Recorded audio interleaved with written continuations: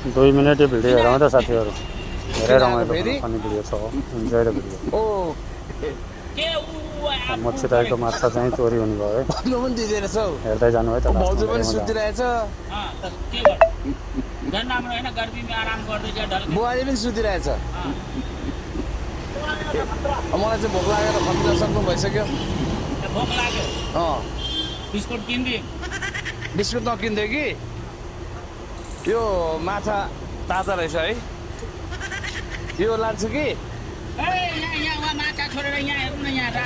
होइन यो माछा म उ गर्छु क्या उसिनेर खान्छु आजको खान्छ यही होइन लगे ल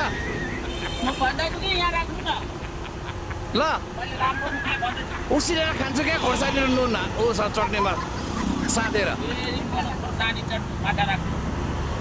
यदि